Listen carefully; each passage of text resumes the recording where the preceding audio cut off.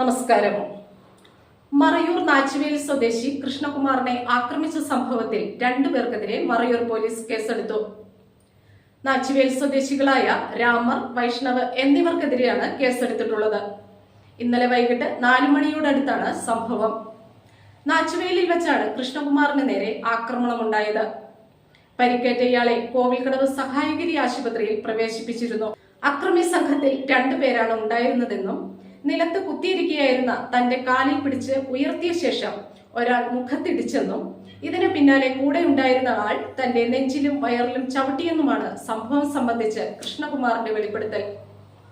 പ്രദേശത്ത് അനധികൃത മണൽവാരൽ വ്യാപകമായിരുന്നു. ദിവസം 50-ന് മുകളിൽ ടിപ്പറുകൾ ഇവിടെ നിന്നും മണലെടുക്കാൻ എത്തിയിരുന്നതായിട്ടാണ് സൂചന.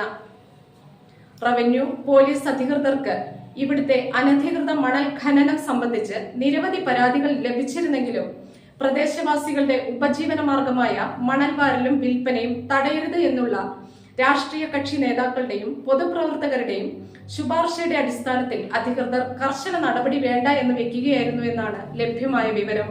തനിക്ക് നേരെ ഉണ്ടായ ആക്രമണത്തിന്റെ മുഖ്യ കാരണം മണൽവാരലുമായി ബന്ധപ്പെട്ടുള്ള തർക്കമാണ് എന്നാണ് മർദ്ദനമേറ്റ കൃഷ്ണകുമാർ പോലീസിനെ അറിയിച്ചിട്ടുള്ളത്.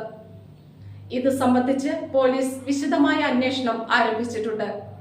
പോലീസ് ഇന്ന് ആക്രമണമുണ്ടായ നാച്ചുവേലിലെത്തി തെളിവെടുത്തു.